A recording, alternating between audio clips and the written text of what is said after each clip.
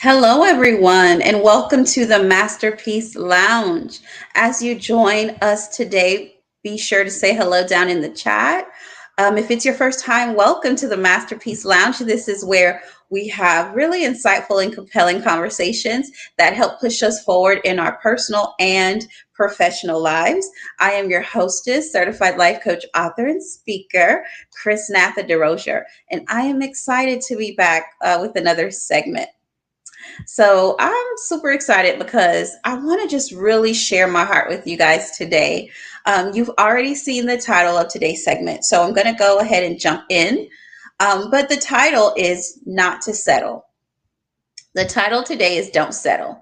And so I really want you to take a moment and let that sink in for just a moment. Don't settle. And what does that mean to you? Don't settle. So, when I share that title, I'm sure you're all thinking about a certain aspect of your life, whether that's in your relationships, your professional life, your social life, just different aspects, right? Not to settle.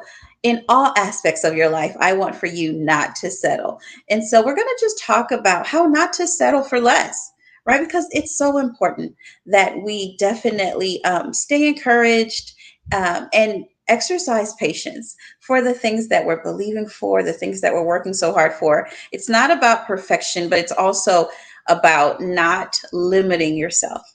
The goal is to be in alignment with God's plan for our lives. Okay, so it's not about trying to get somewhere fast, trying to get somewhere first, but it's all about being in alignment with God's plan for our lives. I want to just quickly share a text with you that is so dear to my heart. It's Jeremiah 29:11. For I know the plans I have for you, declares the Lord, plans to prosper you and not for evil, and to give you a future and a hope. So God has a plan for each and every one of us. And it's important that we keep that in mind. So on the journey of life, things will get hard, right? Some of us may be going through a hard time right now, but we can just rest assured and have hope in the fact that God has a plan for our lives, for our future. And no matter what we experience, He is with us, right? And so we want to make sure we allow Him to fight our battles and to give us strength to stand and endure while we go through the storm. Okay. And I just want to share God can give you peace through a storm. I know that sounds crazy, right? But it is possible. God can give us peace even through a storm. Doesn't mean every day will be your greatest. Doesn't mean you'll always feel good. Doesn't mean you'll always feel like getting out the bed, getting in the shower, getting dressed, and showing up. But He can give you peace of mind even through difficult times. And so I'm grateful that we have that gift, right? That there is someone fighting our battles for us, and that we can have the victory. We already have it. So, yeah. And so let's just talk about. I want to share something. Straight Talk Counseling. Um, Beautiful article I found, and I wanted to just talk about some of the contents of it. Super, super awesome. And it talks about how to stop settling for less in your relationships, in work, and in life. And so we're going to just talk a little bit about that today, not to settle. And there are five key things I want you to consider um, in not settling in those aspects of your life, but also we can apply them in all aspects of our life. All right. Do you ever feel like you're living a mediocre life, like you're just existing? You're kind of just taking the cards that you're dealt in life, but you're not really maximizing your time, your potential, the gifts and talents that you have on the inside of you. I want you to know that that can change starting today. You don't have to continue living a mediocre life. So let's just discuss what life could look like. For anyone who's been super discouraged, or maybe you set out to do something and things didn't play out the way that you wanted and you got discouraged, I want to encourage you today to try again, to try again. Um, Apply yourself, learn something new, make mistakes, learn from the mistakes. Sometimes any sense of hardship, we quit. But the goal is not to be a serial starter, but to be a strong finisher. As we kind of go into the halfway mark soon of this year, I want you to really start thinking about that. Start reflecting and think about those things. Hi, Linnell. We have Linnell here. Linnell, I'm going to highlight your comment. Thanks for joining us today. Linnell says, yes, God can give you peace through a storm. Stay in prayer and the storm will pass. That's right. I love it. Thank you so much for sharing that thought with us, Linnell. Thank you for being here once again. But yes, it is so imperative that we remain full of hope. Why is that important? Pop quiz. Without hope, our faith does not have a job. So without hope, our faith is unemployed. So make sure you keep the hope alive. So let's jump into how to stop settling for less in relationships, work, and life. All right. So how to stop settling. Number one, be brutally honest about your circumstances. All right, everyone. So it is imperative that we take off our rose colored glasses. What does that mean? Let's look at things for what they are. It's time to be completely honest. Not even, don't even have to be honest with me. Be honest with yourself, right? Are you proud of where you are? Whatever that means to you. So this is an internal, introspective conversation I want you to have. Are you proud of where you are in your life? You're not where you used to be. So you should be proud of your progress, right? But I also want you to think about where do you want to be, right? What are some things that you had set out to do that maybe haven't come to pass yet? Are you currently in motion? Are you currently working on those things? Be honest. Are you really putting forth the effort, the time, the resources, the dedication? Ask yourself this. And if you haven't, you have to be honest about that. Because once you're honest and you acknowledge that, now we can make steps in improving it. So be completely honest about your feelings. If you're not happy about where you are, we have to accept that, acknowledge it, not to blame everyone, and start to think about what are the first steps I need to take to get closer and closer to where I want to be.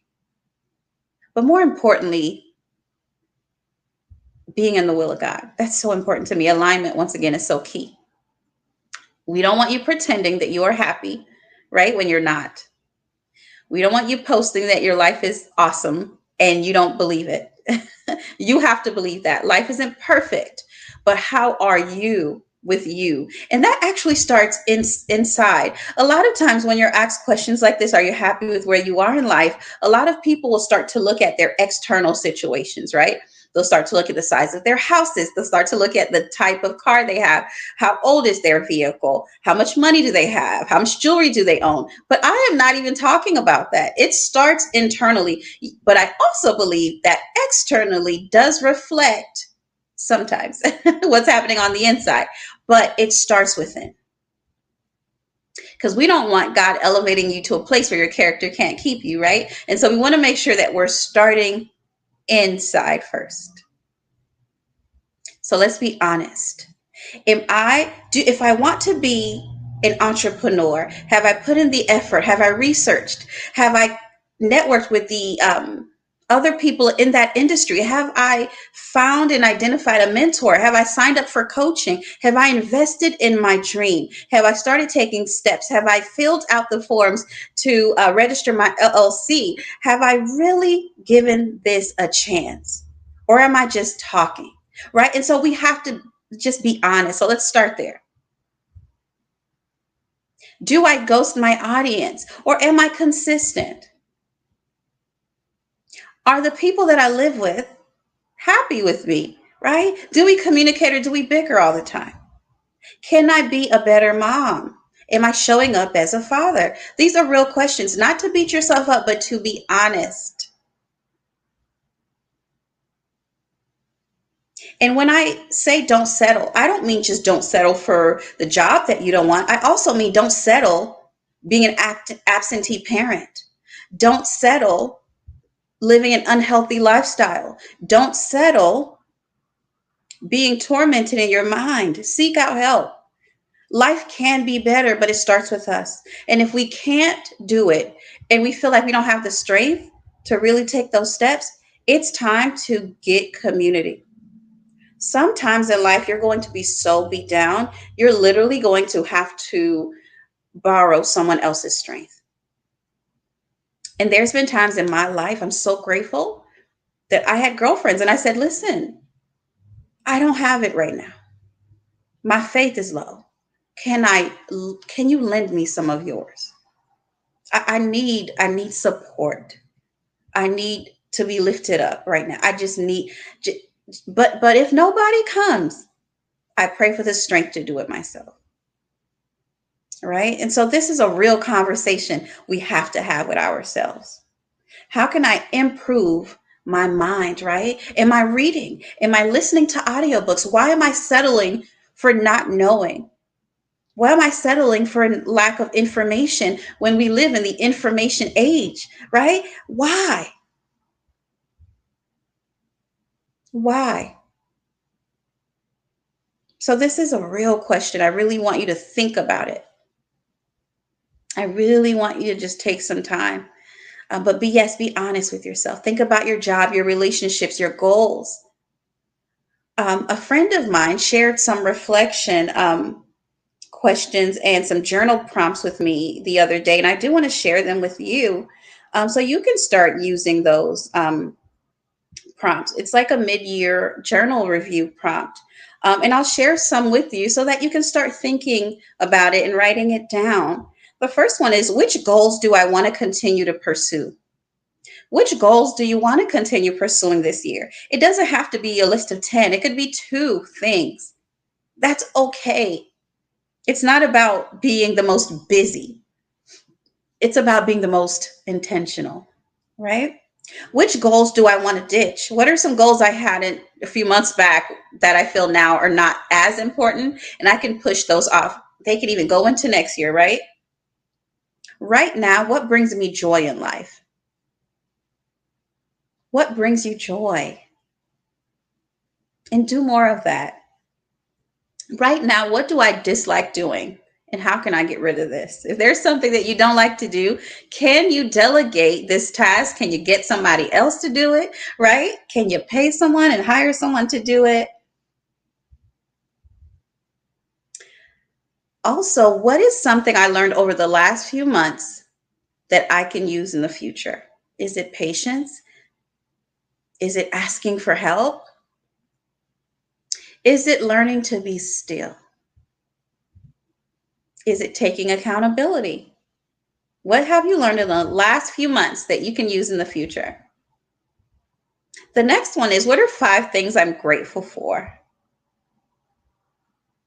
Starting your day with gratitude is so important. And then the last reflective journal prompt is, what are 5 affirmations to help me in the next 6 months? What are 5 affirmations?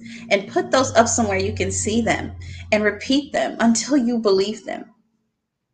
Okay? Because it's not about what you feel, it's about what you believe. Number 2, feel the fear.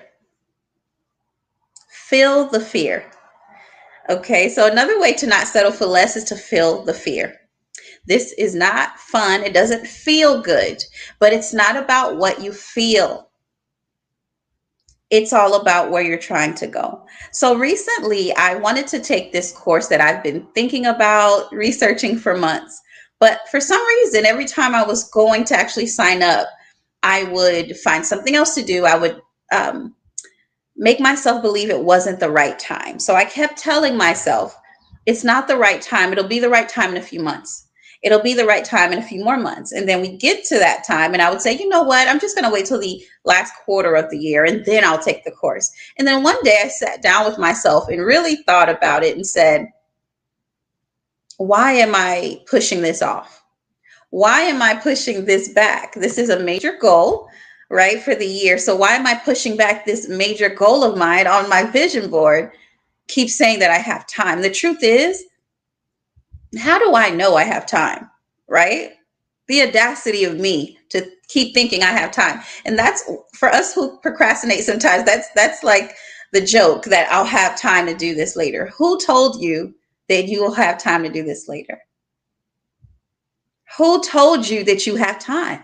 The audacity of us to keep thinking we have all this time when the truth is we don't know how much time we have, right? So I pulled the trigger. I said, you know what? As I got closer to signing up for that course, I kept getting nervous.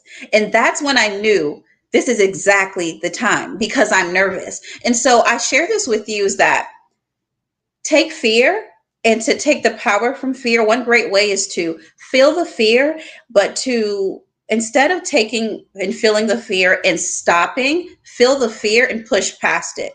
That's taking your power back. Because instead of me saying, oh my goodness, what will go wrong if I take this step?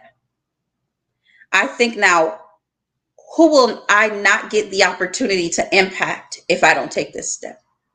So the fear changes. The fear becomes not about me. It becomes about all the people that I would have had an opportunity to impact, the all the people that would have been able to hear my voice, all the people that would have come to know Jesus through me, all of the people that would have been blessed by the words that the Holy Spirit put on my heart, all of the people that I get to be a part of their journey.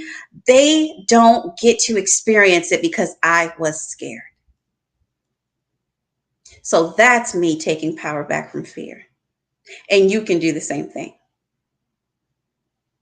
You can do the same thing. And guess what? After I signed up for that course, nothing bad happened. So all of the story that was built up in my head, me thinking, well, will I do well in the test? Will I do well in the course? This particular course, guys, takes people 2 to 3 months to complete.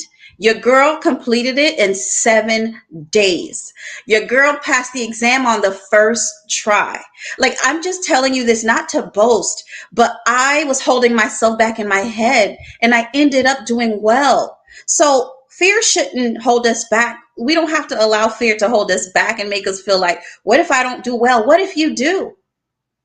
Your future self is depending on you right now. Your future self.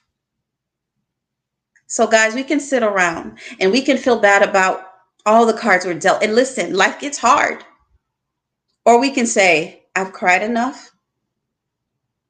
This pity party has lasted quite some time. I may not have all the support I want, but I'm going to win anyway. Because God is bigger than any friend who didn't want to support me. God is greater than any amount of resources I don't have. God's bank is never dry. Let me tell you, He can do things greater than your bank account, greater than your job, greater than that tax return. Come on, somebody. And so, listen, fear? No, no, absolutely not. Push through it. You're waiting to feel good about something, usually you'll be waiting forever.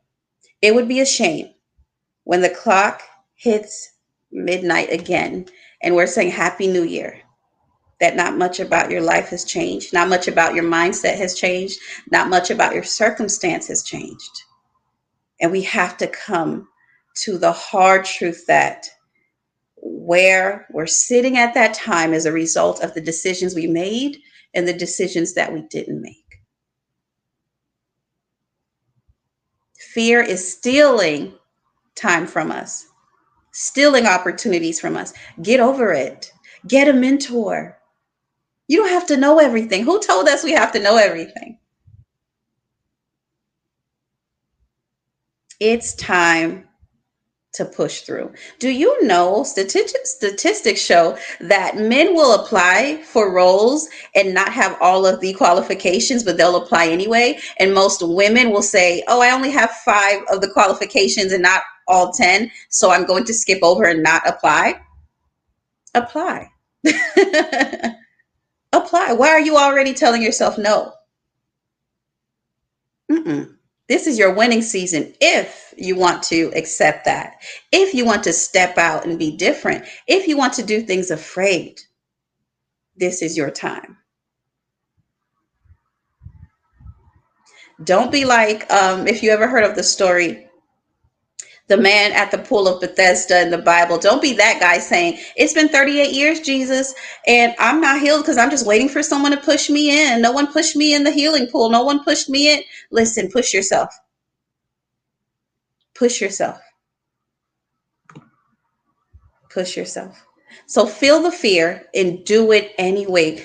I know we're afraid to step out the box. Ladies and gentlemen, you weren't meant to ever fit in the box. How about that? Right?